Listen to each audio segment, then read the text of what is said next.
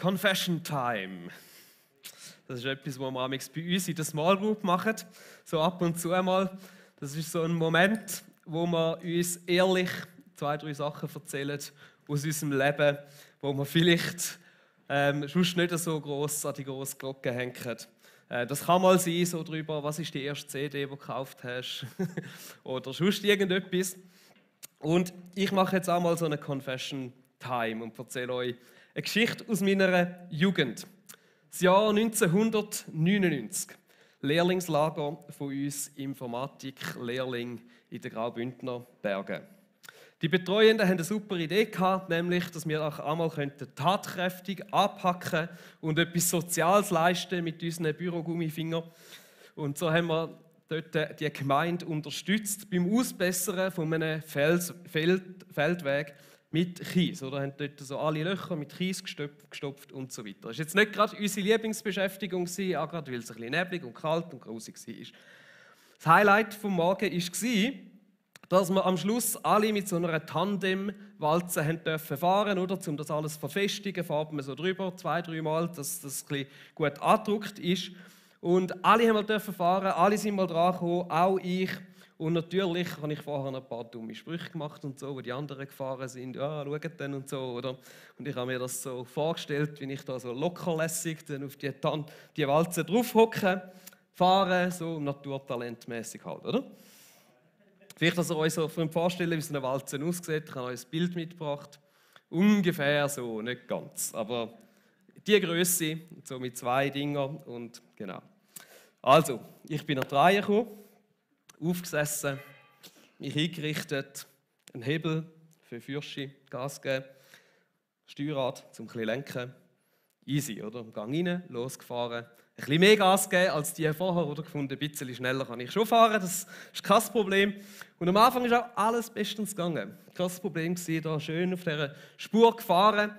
Und dann ist es aber so gewesen, dass, oder das ist die Straße, dass irgendwann so die Walze so ein bisschen übergezogen hat gegen den Rand. Und an dem Rand hat es so eine Böschung gehabt, ist es so ein bisschen draufgegangen. Und ist eigentlich auch kein Problem, oder? Weil man kann ja lenken. Also, sobald ich dann dort ein bisschen näher war, was machst du? Gegenlenken, also easy links reingelenkt. Ja, und dann ist das ein bisschen das Problem, dass die Walze dann nicht links gefahren ist, sondern noch weiter rechts und die Böschung so drauf und gekippt ist und ich noch so im richtigen Moment noch abguppen konnte, dass nichts passiert ist. Aber genau, ich habe einen kleinen Fehler gemacht.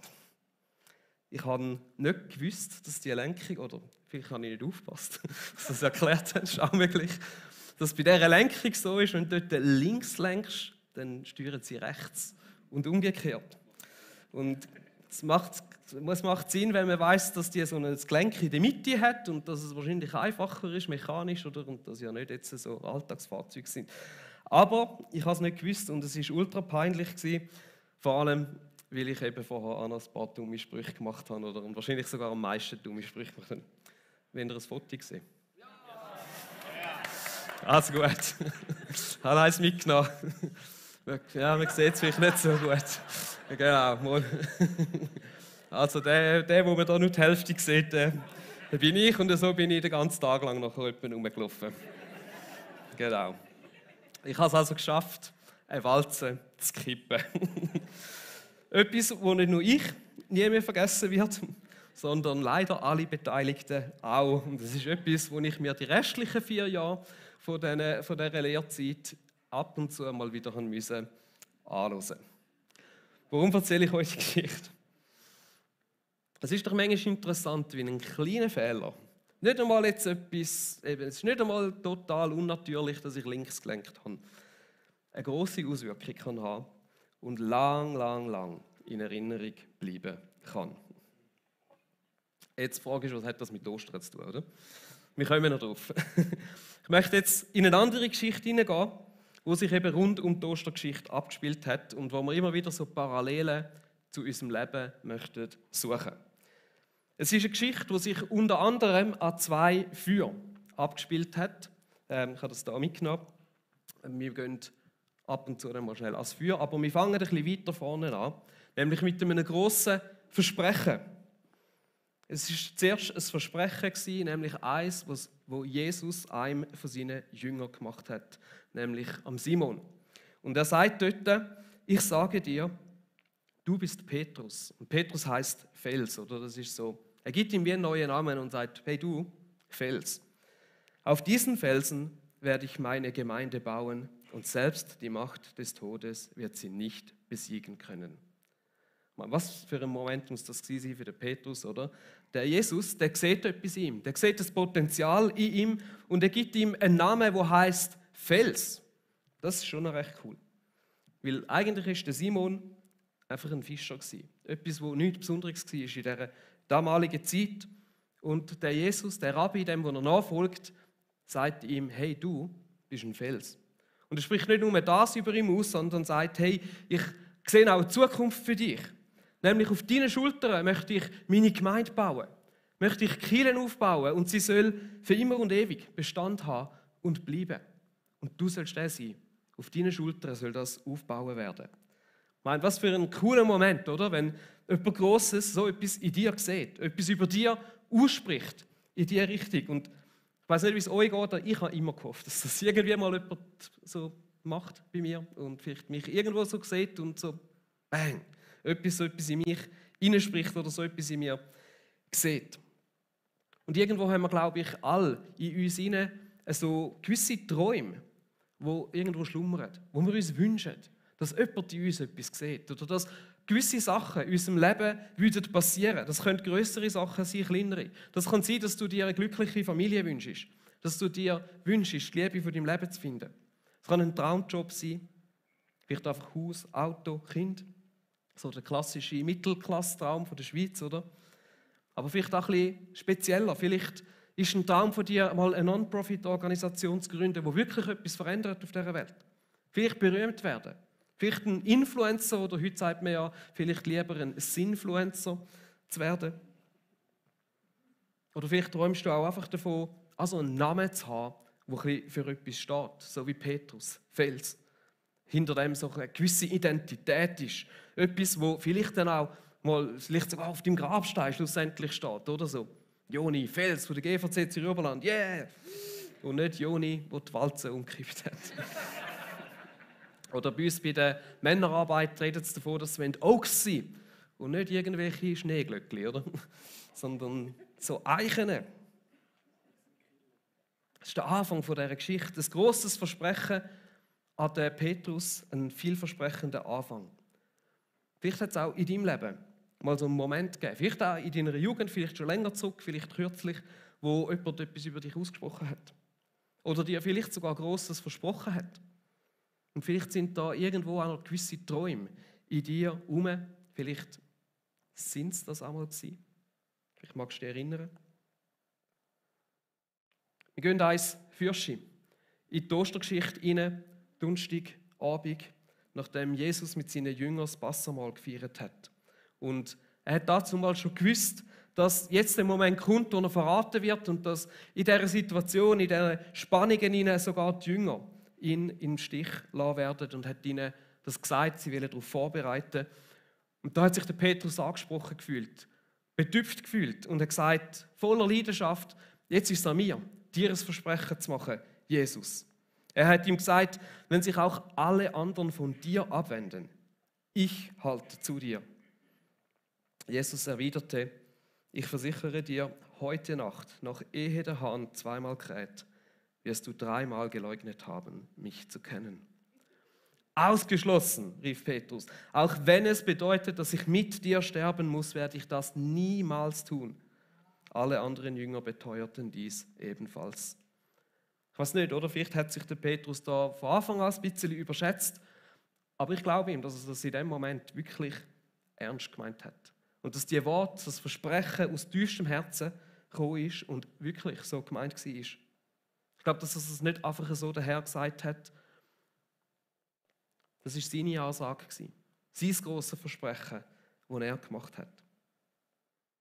An dieser Stelle fragen wir uns auch wieder, hast du vielleicht auch schon mal so Ansagen gemacht?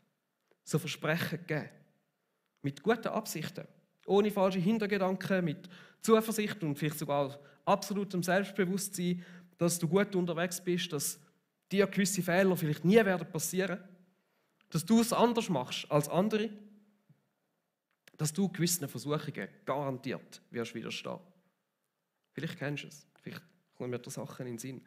Vielleicht manchmal auch mit so einer gewissen unschuldigen Naivität, mit der besten Absicht, was nicht manchmal, oder? Wenn man das Eheversprechen einander gibt, schreibt man manchmal ganz schön gute Sachen drin hinein.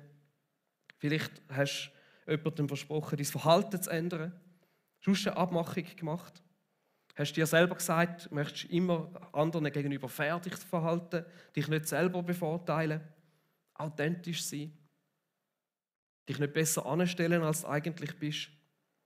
Ich merke, wie es immer wieder so Sachen gibt, wo ich mir vornehme, wo ich ein Versprechen mache, wo ich vielleicht eine Ansage mache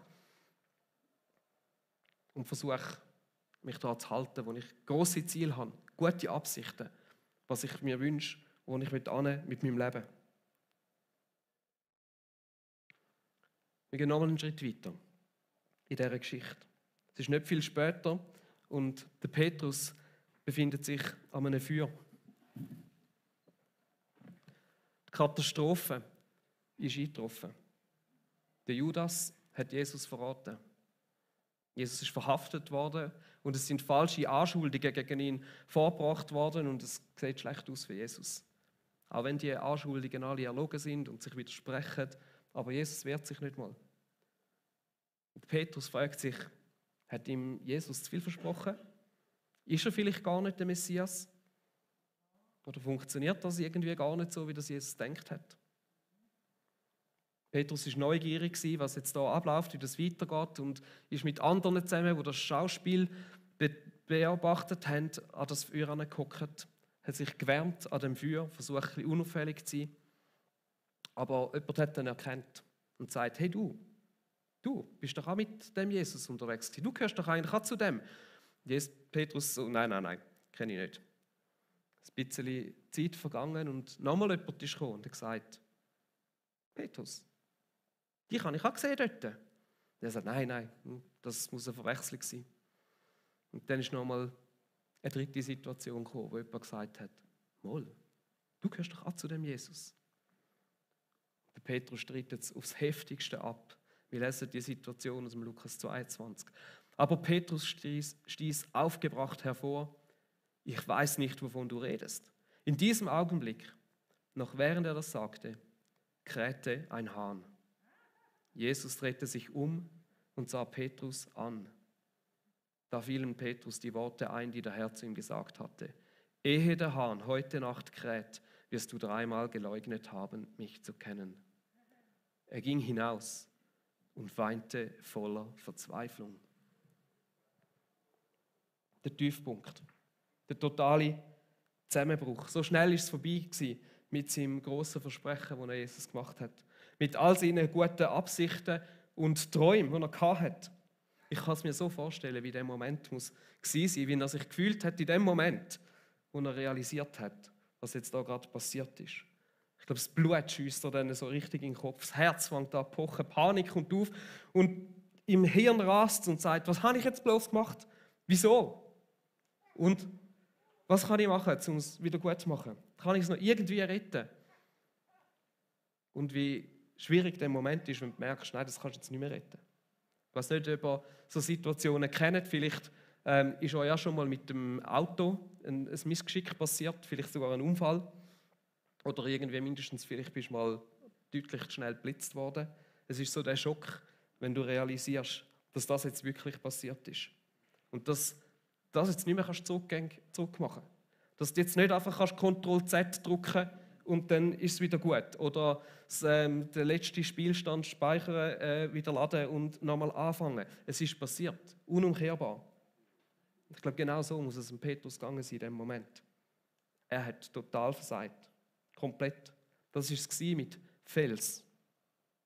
Das war es mit dem Fels, wo Jesus seine Kirche drauf bauen wollte. Und auch die grosse Hoffnung, dass Jesus wirklich der Messias ist, der das Volk Israel von den Römern befreien wird, ist bei ihm an den Bach abgegangen.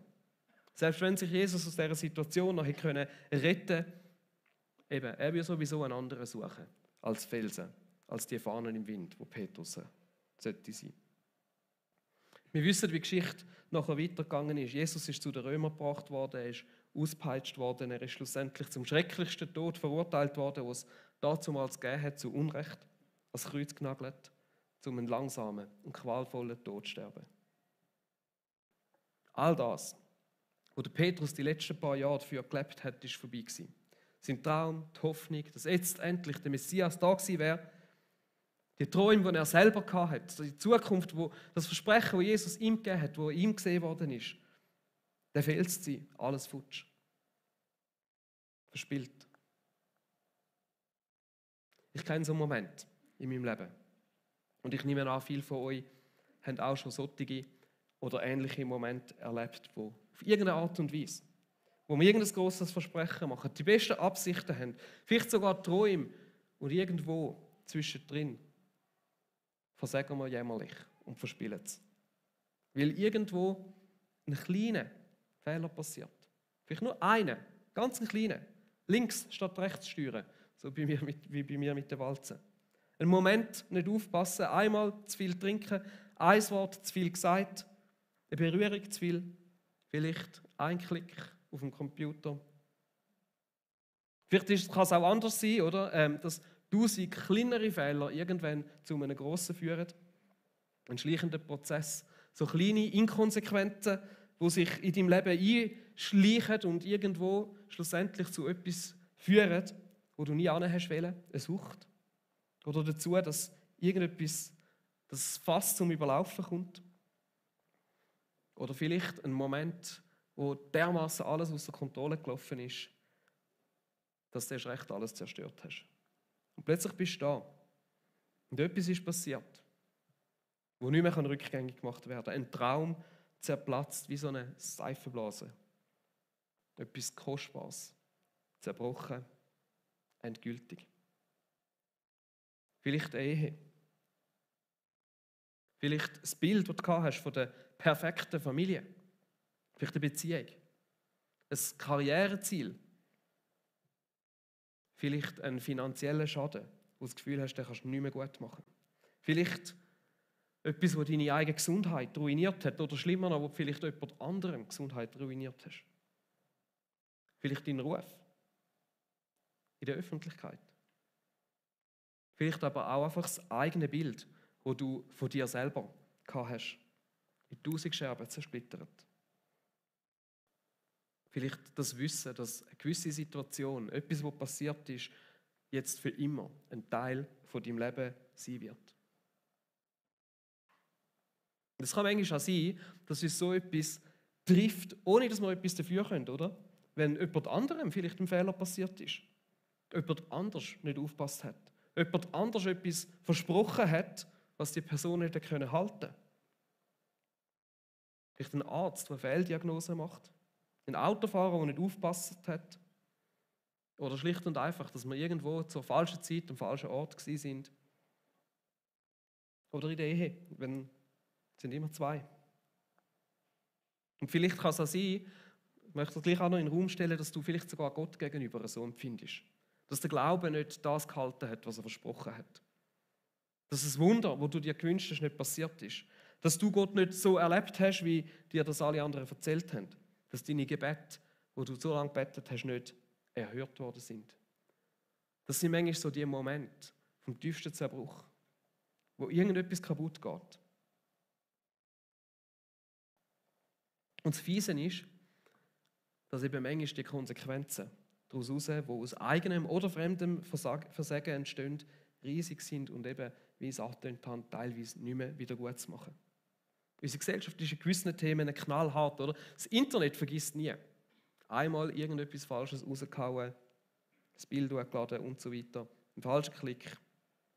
Politik vergisst nie, oder? Was da teilweise Sachen ausgegraben werden. Ein Fehler und deine Chancen auf gewisse Berufe sind futsch.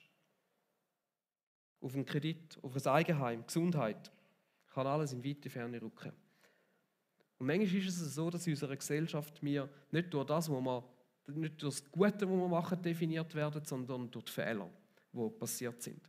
Und dass wir für diese Sachen irgendwo abgestempelt werden, brandmarkt werden, das ist doch der die Walze gekippt hat. Das ist doch der die Prüfung nicht geschafft hat. Der seine Führungsposition wieder verloren hat. Dem seine Firma Konkurs gegangen ist. Der nicht belastbar ist. Der sein Geld an der Börse verspielt hat. Der im Gefängnis war. Der psychische Probleme hat. Der untreu war. Geschieden ist. Drogen genommen hat. Betrunkenen Unfall gebaut hat. Krank ist. Oder einfach der gesagt hat, er würde nie. Und jetzt macht er es doch. Es gibt es manchmal, oder? Dass ein Fehler und du bist für immer gestorben oder du bist für gewisse Leute weg oder deine Träume sind zerbrochen und du hast irgendwie so einen Stempel in deinem Leben bekommen. Und manchmal sind es auch wir selber, die uns so einen Stempel aufdrücken für unser eigenes Versagen, für die Fehler, die wir gemacht haben, für die Niederlagen, die wir eingesteckt haben oder Erwartungen und Versprechen an uns selber, die wir nicht einhalten können. Und das führt manchmal bis zu dem Punkt an, wo wir uns selber als Fehler anschauen. Finden, ich bin ein einziger Fehler. Ich weiss, es klingt jetzt ein bisschen dramatisch, oder? Und ich weiss, es trifft zum Glück nicht jeder von uns in dieser Härte. Aber ich glaube, wir alle haben irgendwo Punkte oder Bereiche in unserem Leben, wo sich so Sachen einschleichen. Wo du vielleicht spürst, dass so ein Stempel irgendwo rum ist. Oder so eine Aussage über dich hängt. Wo du das Gefühl hast, das betrifft mich. Es kann auch sein, dass du so Sachen bis jetzt ganz gut hast können verstecken gegen aussen, aber in der dauernden Angst lebst, dass es irgendwann herausgefunden wird. Dass es irgendwann ans Licht kommt.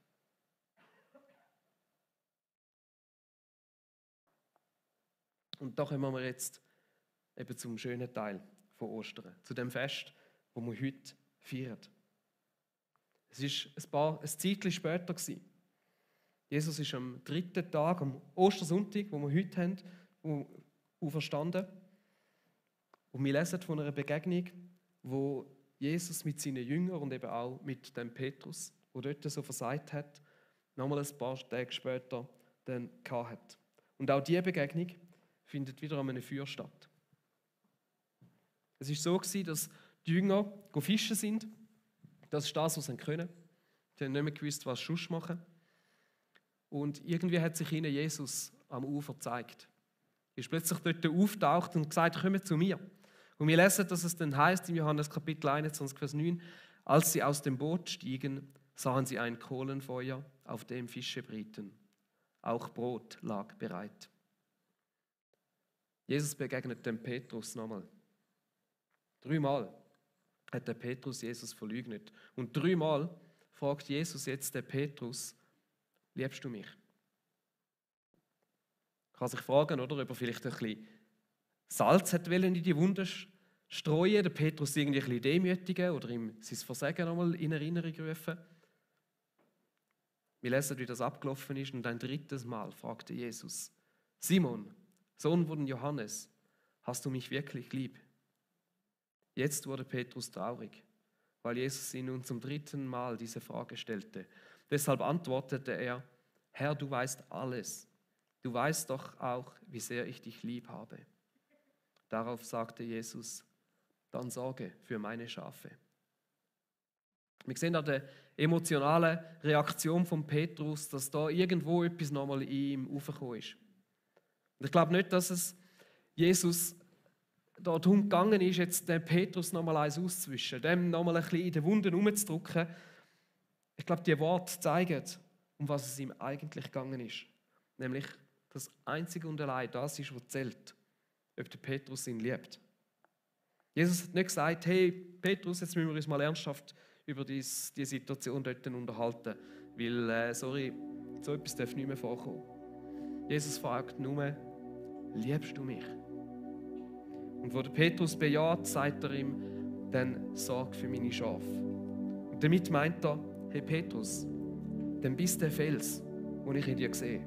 Bist der Fels, auf den ich meine Gemeinde aufbauen will. Ich nehme die Berufung nicht zurück. Und genau das ist die schöne Botschaft von Ostern. Es ist eine Botschaft von einem Neuanfang. von einer neuen Chance und von einer neuen Hoffnung. Es ist die Botschaft davon, dass bei Gott nicht deine Entscheidungen, nicht deine Fehler, nicht deine Erfolge das sind, die zählen, sondern einzig und allein die Frage, ob du Jesus liebst. Es ist eine Botschaft davon, dass deine Fehler dich nicht definieren. Dass es Hoffnung gibt. Dass Gott dir auch noch mal eine Chance gibt, dort, wo die Welt dir keine mehr gibt. Dass er dich nicht abschreibt. Dass er dich nicht abstempelt. Dass du für ihn, egal was passiert ist, nicht gestorben bist. Egal wie schlimm dein Versagen war, wie schlimm deine Fehler waren, das Einzige, was Jesus dich fragt, ist, liebst du mich? Und er nimmt dich so an, wie du bist. Es gibt kein zu viel. Und jetzt ist es verbockt, jetzt ist es vorbei. Du hast versagt, du bist es nicht wert. In seinen Augen bist du kein Fehler. Die Konversation von Jesus und Petrus ist noch mal ein bisschen weitergegangen und hat damit geendet, dass Jesus zum Petrus sagt, folg mir nach. Das Folg mir nach, das ist ein Ruf, den wir in den Evangelien immer wieder lesen, wie Jesus zum Menschen gegangen ist und gesagt hat, folg mir nach. Willst du mir nachfolgen? Willst du mit mir unterwegs sein? Und das ist vielleicht die Frage an uns heute. Und die Frage ist, wie du darauf antwortest. Ich möchte dir nachher später die Möglichkeit geben, darauf zu antworten. Aber die Bedeutung von dem Kreuz und von der Auferstehung, das, was wir an Ostern feiern, ist nochmal ein bisschen grösser. Weil der Tod und die Auferstehung von Jesus zeigen, dass bei Gott selbst das Endgültigste, das Unumkehrbarste, nicht das Ende ist. Das Geheimnis vom Kreuz und von der Auferstehung, dass trotz dem Tod neues Leben entstanden ist, oder eben gerade durch den Tod von Jesus neues Leben entstanden ist, eine neue Hoffnung, eine neue Chance. An Ostern hat es so ausgesehen, als würde der Tod jetzt sein endgültiges Urteil über Jesus fällen. Aber die Auferstehung hat gezeigt, dass stattdessen ein neues Leben gekommen ist und Jesus den Tod besiegt hat. Er ist auferstanden. Der Tod war nicht das Endgültige. Und aus dem, was scheinbar das Ende war, ist etwas Neues entstanden. Auch für den Petrus. Wenn wir die Kirchengeschichte nachher verfolgen, die Geschichte der ersten Christen, sehen wir, dass er zu dem Felsen geworden ist, wo Jesus seine Gemeinde darauf gebaut hat. Und sie existiert heute noch, du hockst heute in einer drin. Darum, egal wie schlimm dein Versagen ist oder deine Fehler vielleicht in deinem Leben, das heisst nicht, dass Gott seine Berufung über dir widerrufen hat und sie weggenommen hat.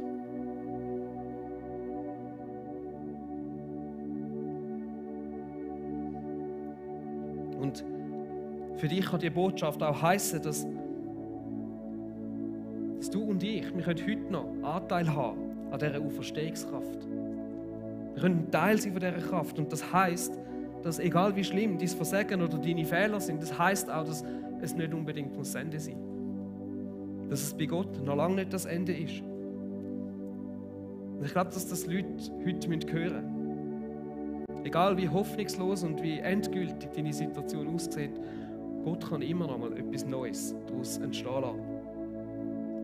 Und ja, manchmal muss etwas Altes sterben, damit etwas Neues passieren kann. Und manchmal müssen wir bereit sein, das Alte irgendwo auch loszulassen, damit etwas Neues kommen kann.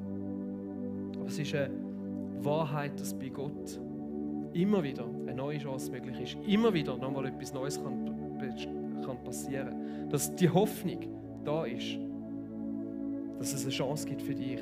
Und es ist so schön, dass es irgendwo so eine Wahrheit ist, wo Gott auch tief in die Natur verankert hat. Auf den Winter, wo scheinbar manchmal alles so stirbt, folgt der Frühling. Was dort ausgesehen hat, erwacht plötzlich zu neuem Leben. Auf die Nacht folgt ein neuer Tag. Aus Leid kann auch wieder Freude werden. Und aus dieser scheinbaren Niederlage von Jesus am Kreuz ist der grösste Sieg geworden, der bis heute die Weltgeschichte verändert und der bis heute eine Auswirkung auf unser Leben hat. Das ist die Botschaft von Ostern. Das ist die Schönheit an Ostern, die wir feiern. Und ich möchte dich einladen zum Betten. Du kannst das ganz persönlich machen. Oder wenn du merkst, dass du dem Ruf von Jesus möchtest nachfolgen und sagst, hey, ja, ich möchte das annehmen. Ich wünsche mir, in eine Beziehung mit dem Gott zu kommen, der mich nicht über meine Fehler definiert, sondern daran, ob ich ihn liebe oder nicht. Wenn du das heute möchtest machen, dann bist du herzlich eingeladen, um das zu machen. Du darfst gerne wir haben nachher nochmal eine Zeit, wo wir Gott Lieder singen, und du darfst in dieser Zeit gerne einfach hintergehen zu unserem Gebetsteam und ihnen sagen, hey, wie geht das? Und dann tun sie mit dir beten, es ist ein Gebet, es ist eine ganz einfache Sache, es ist nichts Kompliziertes. Ich möchte dich aber auch einladen, wenn da Sachen in deinem Leben sind, wo du das Gefühl hast, sie sind endgültig, oder Fehler noch rum sind, wo du das Gefühl hast, die definieren dein Leben und du neue Hoffnung brauchst, eine neue Chance brauchst und merkst, ich möchte mit jemandem über das beten, dann ist auch das Team dort hinten für dich da. Du darfst das aber auch mit jemandem machen, den du kennst, wenn du möchtest, der links oder rechts von dir sitzt, oder du darfst da als Kreuz, das wir hier haben, hingehen und das mit Gott besprechen. Ich lade euch ein zum Betten kommen, wir stehen auf dazu.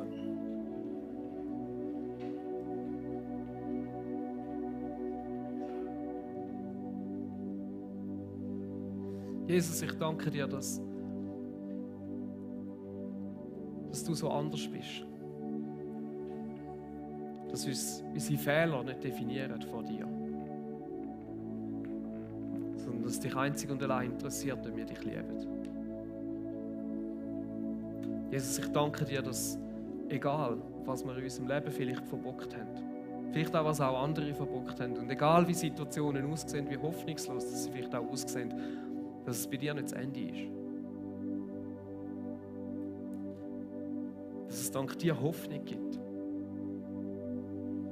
Dass etwas Neues daraus entstehen kann. So wie es du gemacht hast mit Petrus. So wie du selber verstanden bist und zu neuem Leben gekommen bist und dass wir heute dürfen Anteil haben an dem Leben.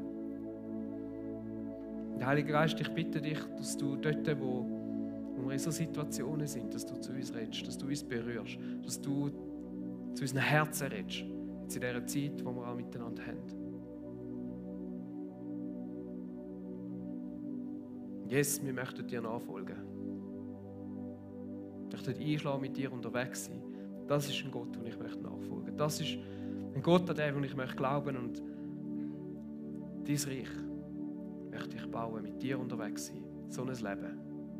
Hier auf dieser Erde jetzt schon. Und irgendwann in Ewigkeit. Amen. Ich sage noch schnell.